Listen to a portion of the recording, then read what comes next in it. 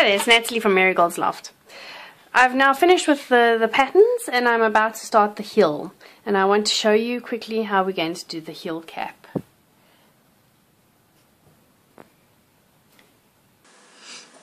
Okay, instead of knitting around over the sock, we're going to be knitting just on the back of the needle. So we're just going to be knitting over the heel version of the sock.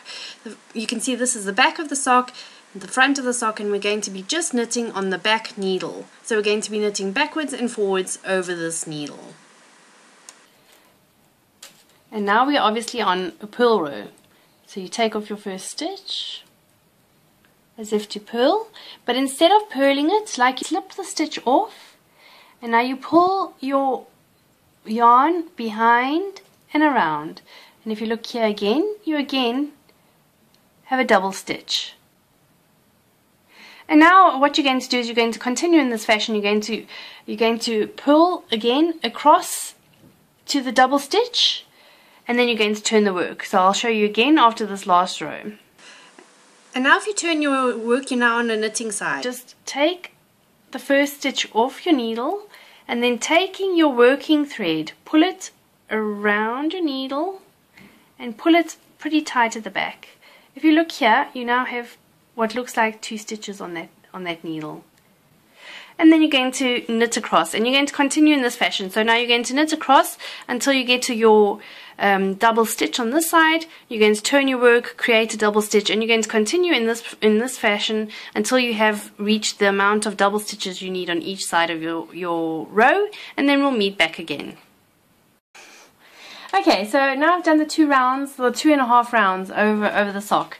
I'm back here at the beginning of the sock, if you can see, and now I'm going to again just work on the heel stitches.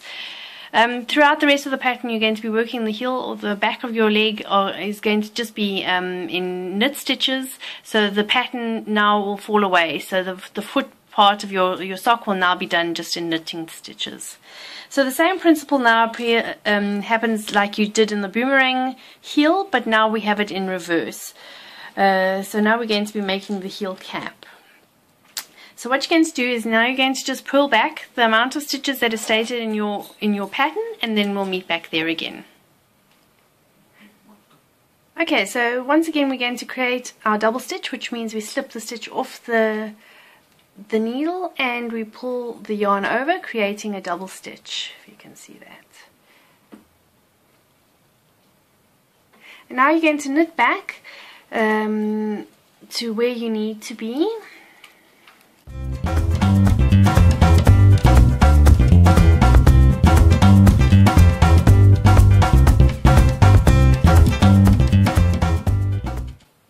And we're once again going to turn the work. Now we are on the purl side, so we are going to slip the stitch off, pull it around the needle, and now you're going to knit past your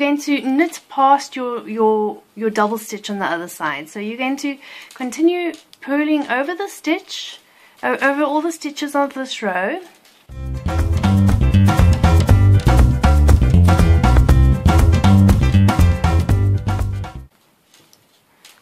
Once you get to your double stitch, you're going to knit it as if it is a normal stitch.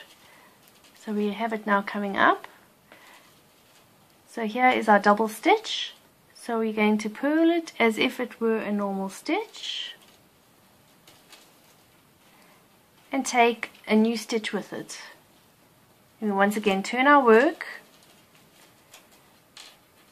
and create a new double stitch, and you continue in this format until you have finished the row, so you have double stitches right out.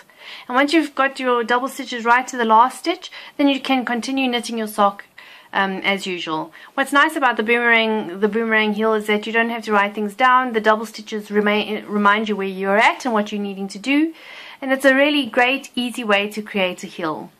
If you have any questions regarding this technique, please feel free to leave a message below, or on the forum, or on the blog, or email me, and I'll get back to you as soon as I can. Thanks for watching. See you again at the end of when we get to the end of the foot.